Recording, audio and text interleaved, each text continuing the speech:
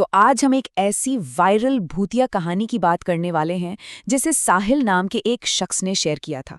ये कहानी इस बात का एक बेहतरीन उदाहरण है कि कैसे दिमागी खौफ पैदा किया जाता है और कैसे हमारी रोजमर्रा की बिल्कुल नॉर्मल सी चीजें ही सबसे ज्यादा डरावनी बन सकती हैं। आइए शुरू करते हैं। कहानी की शुरुआत होती है कहानी सुनाने वाले की इस एक लाइन से जो सच में रोंगटे खड़े कर देती है। एक लोरी जो सुकून देने के लिए होती है वही यहाँ खौफ की वजह बन जाती है। ये लाइन हमें सीधे कहानी के इमोशनल तूफान के बीच में लाकर खड़ा कर देती है।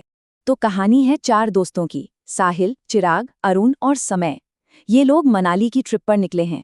उनका मकसद सिर्फ घूमना नहीं है बल्कि समय को उसके छोटे भाई की हाल ही में हुई मौत के सदमे से बाहर निकालना भी है। वो लोग खूबसूरत वादियों का मजा लेने के लिए एक दिन की ट्रिप प्लान करते हैं, लेकिन यहीं पर पहली बार किसी अनहोनी का इशारा मिलता है। होटल का रिसेप्शनिस्ट उन्हें शाम 6 बजे से पहले लौटने की सलाह देता है, जिसे वो लोग खैर नजरअंदाज कर देते हैं। और जिस जगह वो जा रहे थे उसका नाम ही अपने आप में एक चेतावनी जैसा था, रोहतांग। इसका मतलब होता है लाशों का ढेर। वहां के लोग मानते हैं कि अंधेरा होने के बाद दर्रे में एक मायावी साया घूमता है, एक परछाई जो रात में शिकार करती है। तो ये सिर्फ एक सलाह नहीं थी बल्कि एक पुरानी कहानी थी, एक चेतावनी। और यहीं से कहानी का असली डर शुरू होता है। दोस्त देर रात को करीब 9 बजे घने कोहरे में वापस लौट रहे हैं। विजिबिलिटी इतनी ज्यादा कम है कि उन्हें लगभग 30 किलोमीटर प्रति घंटे की धीमी रफ्तार से गाड़ी चलानी पड़ रही है। और तभी पहली अजीब घटना होती है। कहानी सुनाने वाले साहिल को ये दिखता है, पर वो अपने दोस्तों से कुछ नहीं कहता, शायद ये सोचकर कि ये बस उसका वहम है। ये चीज अंदर ही अंदर एक टेंशन पैदा करती है। और फिर कुछ ऐसा होता है जो हो ही नहीं सकता। 20 मिनट बाद वही मील का पत्थर फिर से। दोस्तों को एहसास होता है कि वो किसी लूप में फंस गए हैं। और बात तब और भी ज्यादा अजीब हो जाती है जब उन्हें पता चलता है कि उस पत्थर पर उन सबने कुछ अलग अलग देखा था। पता है, कहानी का ये हिस्सा बहुत ही दिलचस्प है। सोचिए, ये एक शेयर्ड एक्सपीरियंस था, लेकिन फिर भी हर किसी के लिए बिल्कुल पर्सनल था। हर दोस्त को अपनी आंखों से एक अलग ही डर दिखा। लेकिन समय को जो महसूस हुआ, किसी को मदद चाहिए, ये एहसास सबसे ज्यादा परेशान करने वाला है ना? इसने उस दिमागी भ्रम को एक बिल्कुल ही नए लेवल पर पहुंचा दिया।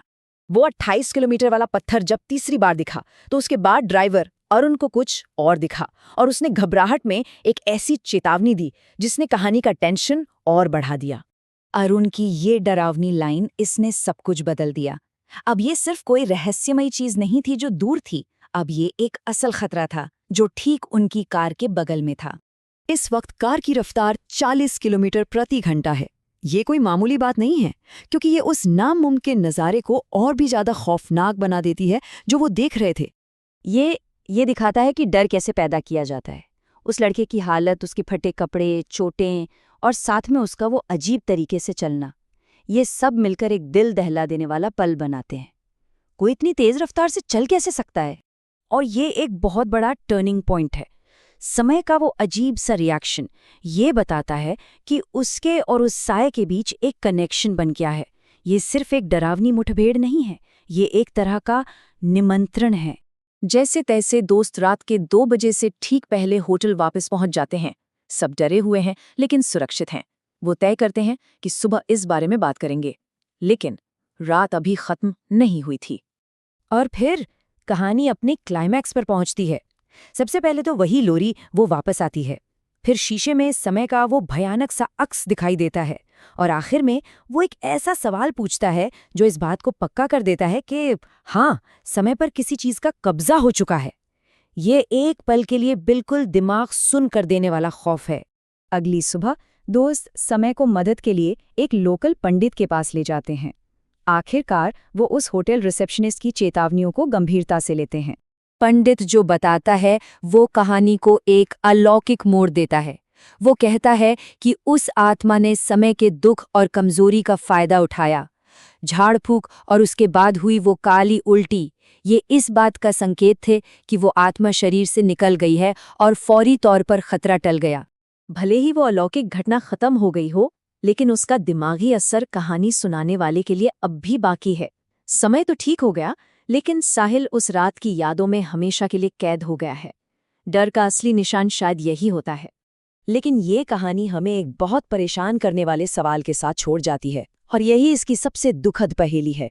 क्या वो आत्मा घाटी की कोई बुरी शक्ति थी, या फिर समय के अपने भाई का दुख ही एक भयानक रूप ले चुका था? ये एक ऐसा सवाल है जो इस कहानी के खत्म होने के बाद भी जहन में घूमता रहता है।